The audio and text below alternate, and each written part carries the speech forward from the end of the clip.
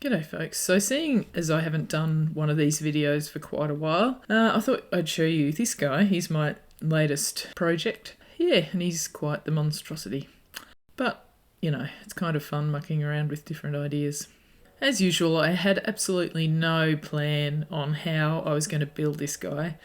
It was an idea that came to me while I was at work, and although probably I should have been concentrating on my work, I'm often thinking about builds that I can do in Minecraft.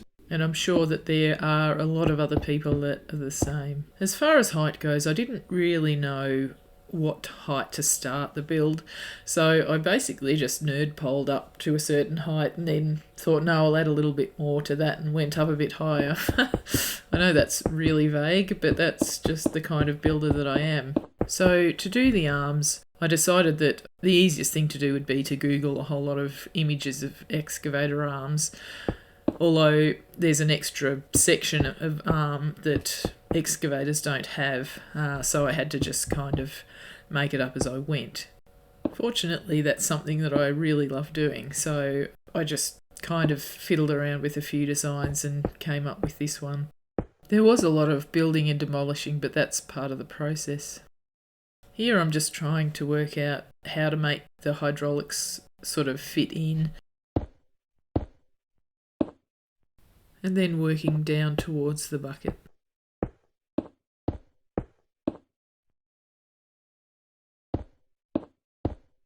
I hate to think of just how much time I spend going away from the build and then taking a look and then coming back and doing a little bit of work.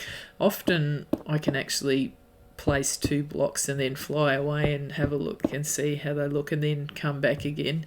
It is incredibly time consuming, but you do find that it helps a lot to see how the build actually looks from a distance. Here I've roughed in a bit of an idea of what the excavator bucket shape should be in a different colour, and now just going around it in the yellow that I used for the build.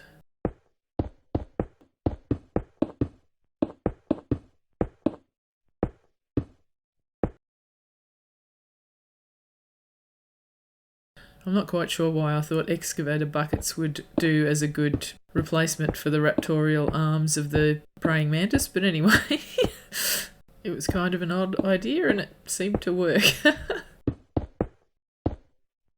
I did find it pretty funny, I've got to say, that after I had Googled all these images of excavator buckets and excavator arms, that Facebook showed me a whole lot of advertising for that sort of thing. And I was thinking, you know, as a middle-aged woman, you know, it seemed kind of funny that I would be getting ads like that. I'm not really in the market for heavy machinery at the moment, thanks anyway.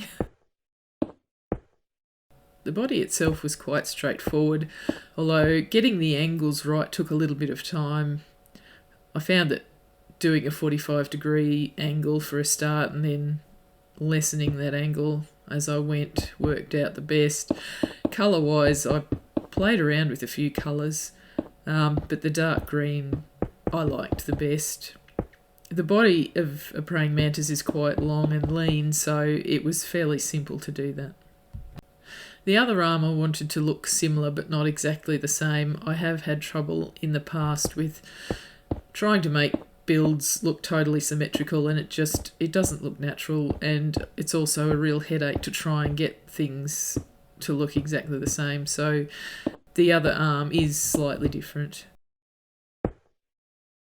I've been having a bit of trouble with accuracy lately as I build because my controller is, it's got to be close to 10 years old now, so I guess it doesn't really owe me anything, but yeah, it's getting to the stage where I'm having less and less control as I build.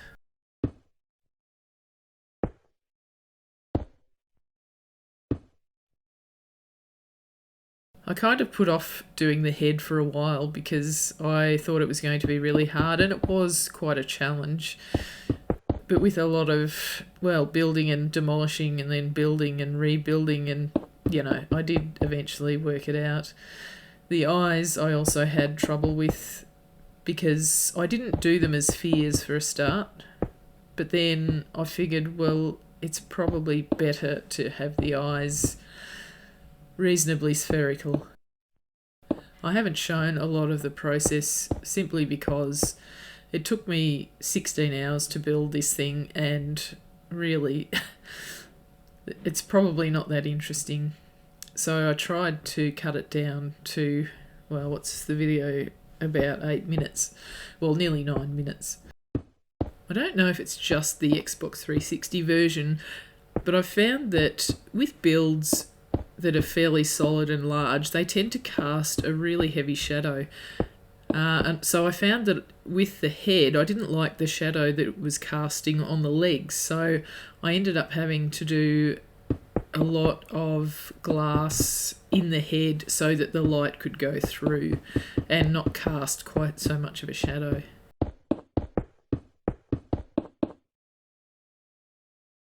So this is what I was talking about earlier. You can just sort of see the underlying part of the original eye that I did, but I went over it with a sphere, and it did look so much better.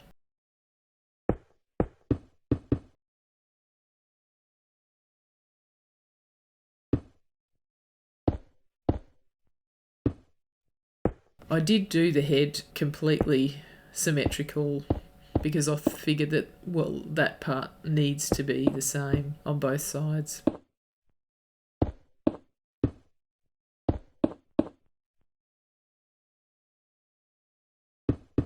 The two lines of lime green on the top of the head were actually originally just there to give me a guide as far as where the centre was, but I ended up leaving them because I liked the way they looked. I wasn't even completely sure that praying mantis have mandibles, but after a quick bit of research I found that they do. But, you know, a bit of artistic license doesn't hurt. I'm sure that they're not bright yellow, but I figured that because the arms are yellow, that I would do this yellow as well.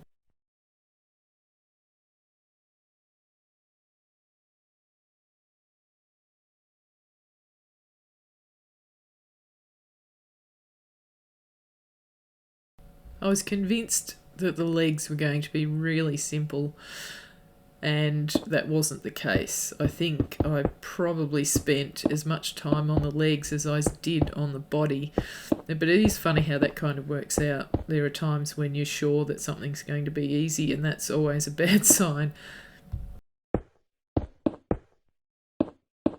And because I really didn't know how high this thing was going to be, I did find that the front legs didn't quite fit in. They kind of look a little bit out of proportion, but anyway, that's just something I've got to put up with.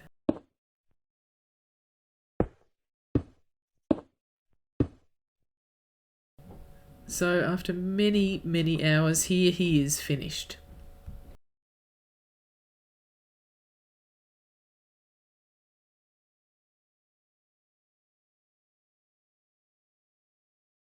I really don't know what the hell I was thinking, but anyway, another oddball idea from me, and I hope you've enjoyed watching the video, and I will see you again soon.